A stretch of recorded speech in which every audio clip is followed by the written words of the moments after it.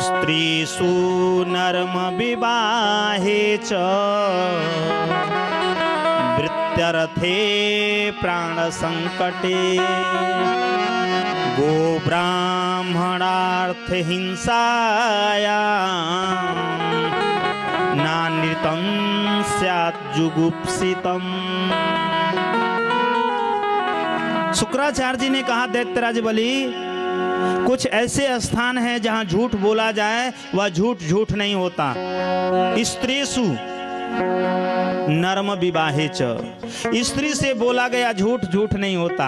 ऐसा नहीं है कि अब झूठ ही बोलना है, पहले समझ लीजिए क्यों झूठ बोलना है। स्त्री से बोला गया झूठ झूठ नहीं होता। जैसे आपने 10,000 रुपया मंथली कमा रहे हैं और पूरी बात आप बता दिए कि 10,000 मुझे मिलता है, तो ये तो 5,000 की मेकअप का सामान खरीद लेंगी और 5,000 में आपको गृहस्थी चलाने में दिक्कत होगी। इसलिए अगर इनसे कह दें कि हम 5,000 पाते हैं तो 5,000 में गृहस्थी भी चला लेगी और मेकअप की दुकान भी खरीद लेंगी। इसलिए स्त्री से बोला गया झूठ झूठ नहीं होता है। ऐसा नहीं कि केवल झूठ ही बोलना है। कुछ जगहों पर नर्म विवाहे च, किसी के विवाह में बोला गया झूठ झूठ नहीं होता। कैसे? कुछ झूठ, ऐसा नहीं कि केवल झूठ ही बोलना है।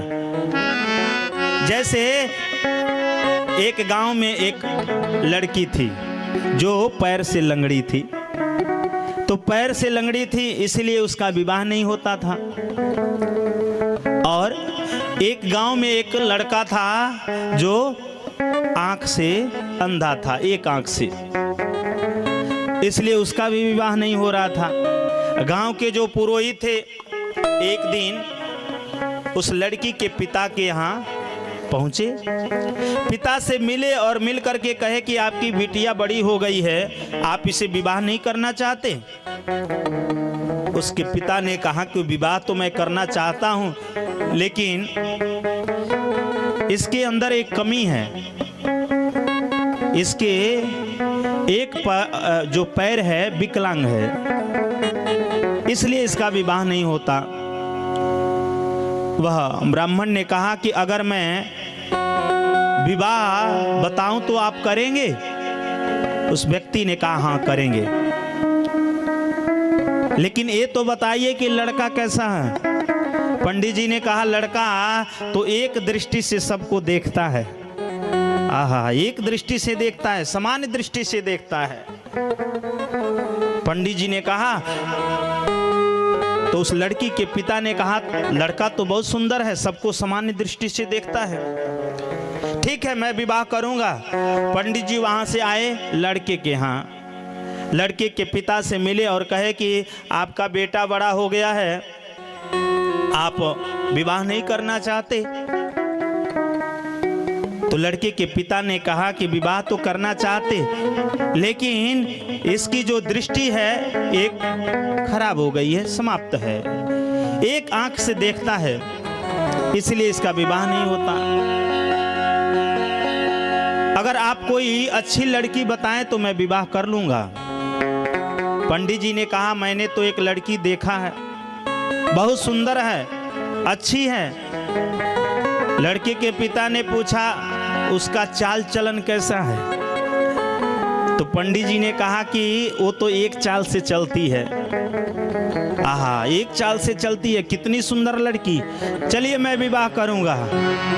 अब विवाह तो होने के लिए सुनिश्चित हो गया और लड़का बारात लेकर के आया, और ऐसे बारात में जैसे परीक्षण के समय में लड़की की मां पहुंची लड़के के परीक्षण करने के लिए, परछावन जिसको बोलते हैं, तो जैसे देखा कि एक आंख से काना है, महाराज पंडित जी को बुलाया, आपने तो गलत कर दिया, लड़का तो काना है, आप इससे मेरे बिटिया का विवाह कराना चाहते? पंडित जी ने कहा कि मैंने पहले ही कहा था, लड़का सबको एक दृष्टि से देखता है, जब इसका दूसरा है नहीं तो एक ही से तो देखेगा। तो अब इस शुभ अवसर में मना करना ठीक नहीं है, आप विवाह कर लो। आपके भी तो लड़की में कमी है। किसी प्रकार लड़की की माँ तो मान गई। समय निकला, अब लड़का विवाह मंडप में पहुंचा। पंडित जी ने कहा कि लड़की को बुलाया जाए। अब लड़की जो एक चाल से चलती आई, लड़का देखा, अरे पंडित जी आपने क्या कर दिया, आपने मुझसे झूठ बोला। पंडित जी ने कहा मैंने तो पहले बताया था कि जो लड़की जो है एक चाल से चलती है, इसका चाल चलन ठीक है, तो जब दूसरा है नहीं तो चलेगी कैसे, तो इसीलिए एक चाल से चल रही है। अब इस शुभ अवसर में मना करना ठीक नहीं है, विवाह कर लो। दोनों का विवाह संपन्न हुआ। कहने का मतलब थोड़ा बहुत बोला गया विवाह में झूठ झूठ नहीं होता है। ऐसा नहीं कि अब खाली झूठ ही बोलना है, इतना देंगे, 5 लाख देंगे, 10 लाख देंगे, इतने सोने देंगे, अब विवाह के दिन ठन ठन गोपाला, कुछ नहीं, ऐसा भी नहीं करना है। तो विवाह में बोला गया झूठ झूठ नहीं होता। वृत्त्यर्थे जहां आपकी रोजी रोटी जाने वाली हो, उस समय बोला गया झूठ झूठ नहीं होता। प्राण संकटे, अगर प्राण संकट में हो, मान लीजिए किसी की बलि चढ़ानी हो और आपके कहने से वो बलि से बच जाए,